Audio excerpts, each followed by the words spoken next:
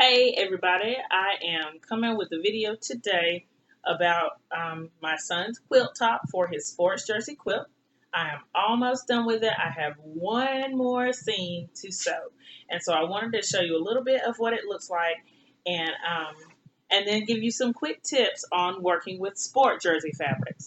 I know that I'm probably not the first person to work with sports jerseys, but I feel like I have something that just a few tips that'll help you once you're ready to try working with some sport jerseys to make a quilt or a pillow or something for somebody that you love or for yourself.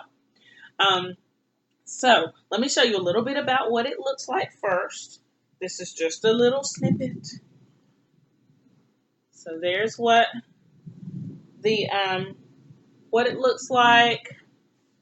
And so I chain piece everything, and then I would pin, or then I would press, and then I would pin and chain piece again, a little bit bigger sections like that. Okay, so you see this is just a little sample of it.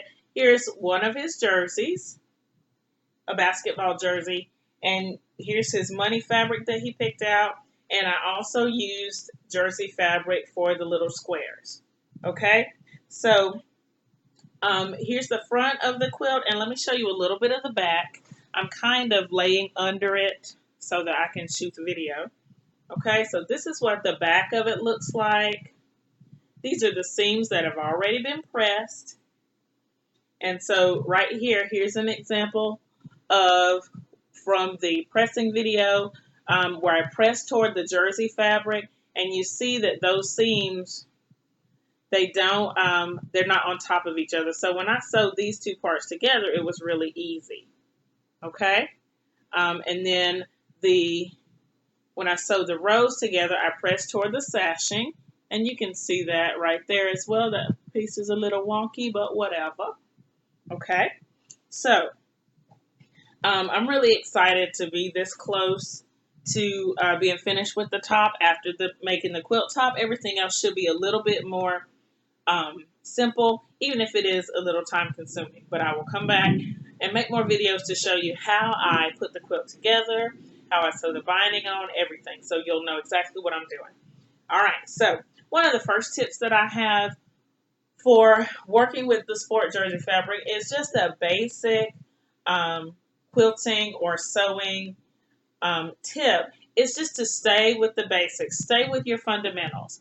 And the main fundamentals that I'm talking about with using sport jersey fabrics are first making sure that your measurements are right, making sure that you're cutting accurately for your jersey fabric and for your whatever other fabrics you're using with.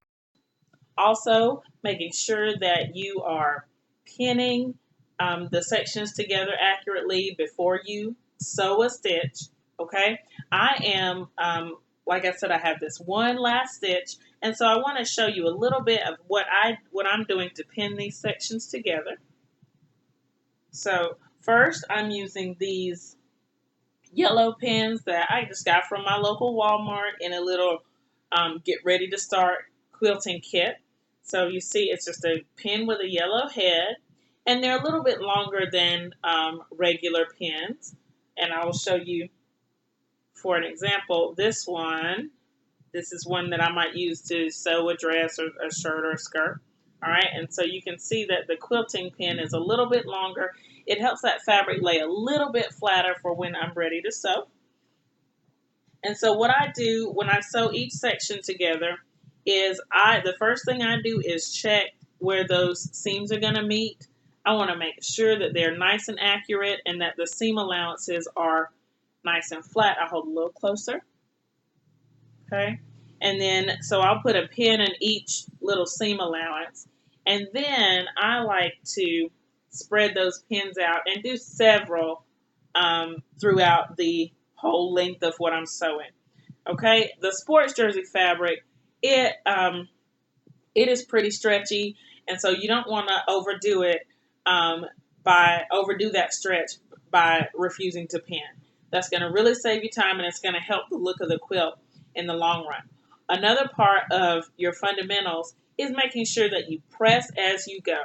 And so if you need help with pressing, you can take a look at my pressing video to show how I quilted those fabrics using that pressing cloth and getting that iron really hot. Just making sure that you use your normal quilting fundamentals, your normal sewing fundamentals to get the best quilt that you can.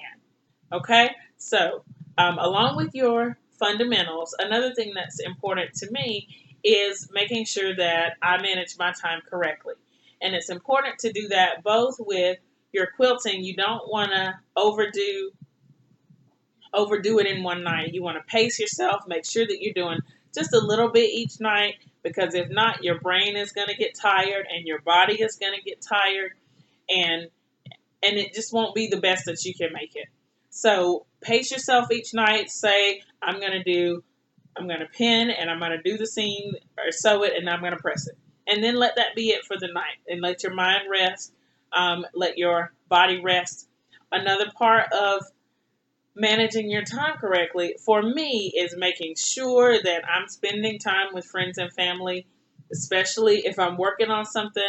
It's really fun for me to work with fabrics. I feel like it's really creative, it's really relaxing, and I like watching everything go from little pieces of fabric to one nice cohesive thing that I put together.